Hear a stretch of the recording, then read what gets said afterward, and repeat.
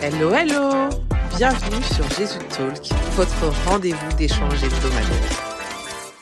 Dans ce nouveau podcast, nous allons explorer un sujet épineux et pourtant fondamental dans notre marche chrétienne.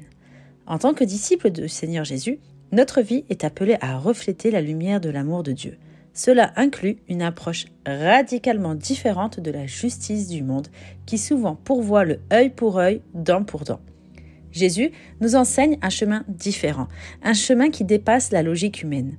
Mais avant de continuer, si tu cherches à renforcer ta foi, à approfondir ta relation avec Jésus, tu es là où il faut être. Alors n'hésite pas à t'abonner, ainsi tu ne manqueras aucun de nos épisodes inspirants, nos conseils éclairés par la Bible, des histoires édifiantes et des moments de rire divin. D'ailleurs, tu savais que ce dicton « œil pour œil et dent pour dent » est tiré de la Bible ? Oui, il vient de l'Ancien Testament. Jésus le rappelle dans le Sermon sur la montagne, où il déclare « Vous avez appris qu'il a été dit « œil pour œil et dent pour dent ». Mais moi, je vous dis de ne pas résister aux méchants. » Matthieu 5, versets 38 à 39. Et ces paroles ne sont pas un appel à la passivité, mais plutôt une invitation et une justice transformée par l'amour. En tant que disciples du Christ, nous ne sommes pas appelés à répondre à l'injustice par une vengeance mesquine, mais plutôt à offrir la grâce et l'amour de Dieu. Comme nous l'avons reçu, il ne faut pas oublier d'où on vient. C'est une perspective radicalement différente de celle du monde qui cherche souvent à répondre à la haine par la haine. Nous sommes appelés à être des hommes et des femmes de paix, de rendre le mal par le bien, à aimer nos ennemis et à prier pour ceux qui nous persécutent. Alors, sur le papier, ça a l'air simple et joli, mais on le sait tous que c'est difficile. C'est pour cela que c'est d'ordre du spirituel. Nous ne pouvons pas le faire par nous-mêmes. Tout commence par la transformation de son cœur, du renouvellement de son esprit, et cela implique forcément de pardonner, oublier et guérir. Ces trois choses sont indissociables. Et cela se passe dans l'intimité avec ton Dieu, où tu lui déposes ce que tu traverses, ta déception, ta colère, ta peur, tes angoisses, l'humiliation, absolument tout. Que tu lui dises ce que tu ressens, qu'il enlève ce poids dans ton cœur, cette douleur et qu'il te console. Ensuite, prie pour la personne ou la situation, que cette personne puisse rencontrer Jésus, qu'elle soit transformée par l'amour de Dieu. Prie pour son salut, bénis-la dans ta prière. L'apôtre Paul exhorte les croyants en disant, dans Romains 12, verset 19, « Ne vous vengez point vous-même, bien-aimés, mais laissez agir la colère de Dieu, car il est écrit, à moi la vengeance, à moi la rétribution, dit le Seigneur. » En confiant notre cause à Dieu, nous reconnaissons sa souveraineté et démontrons notre foi et son pouvoir transformateur. Laisse Dieu faire sa justice. Mais rappelle-toi, sa justice n'est pas celle des hommes.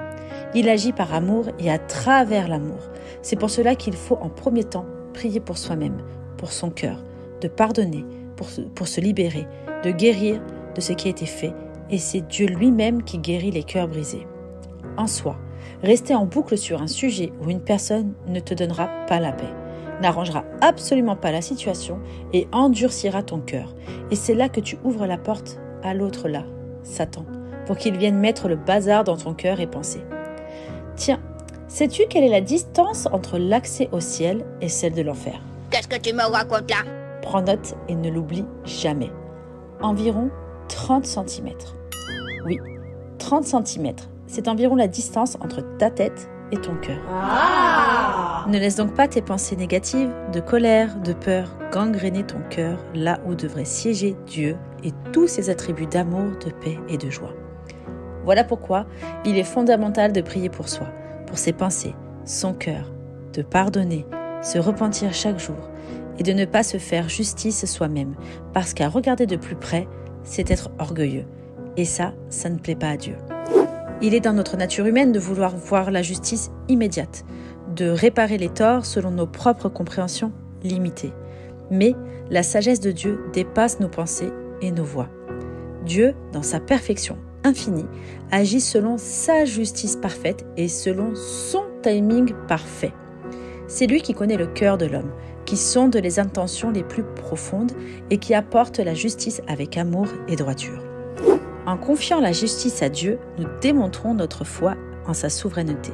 Cela ne signifie pas l'indifférence face à la justice, mais plutôt la reconnaissance que Dieu est le seul juge parfait.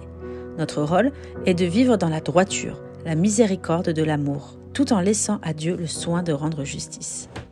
La parole nous rappelle dans Proverbe 3, versets 5 à 6, « Confie-toi en l'Éternel de tout ton cœur, et ne t'appuie pas sur ta sagesse. Reconnais-le dans toutes tes voies, et il aplanira tes sentiers. » En remettant la quête de justice entre les mains de Dieu, nous expérimentons une paix qui surpasse toute compréhension humaine.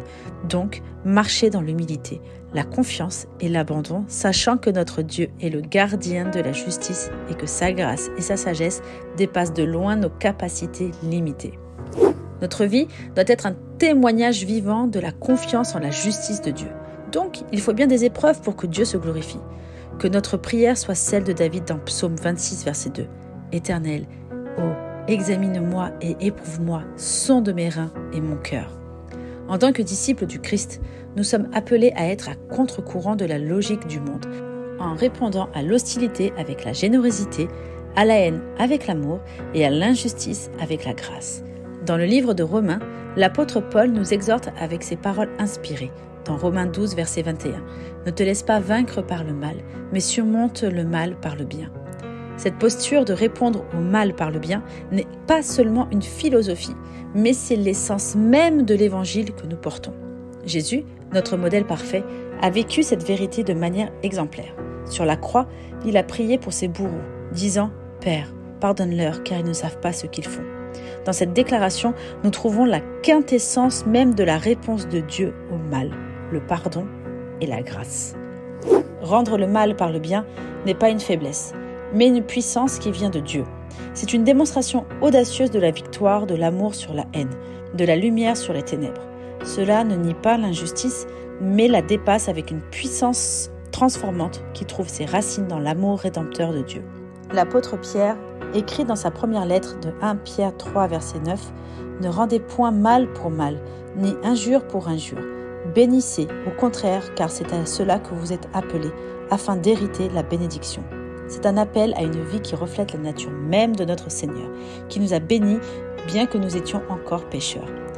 Que notre vie soit un reflet de la grâce et de l'amour de Dieu dans un monde qui a désespérément besoin de réconciliation.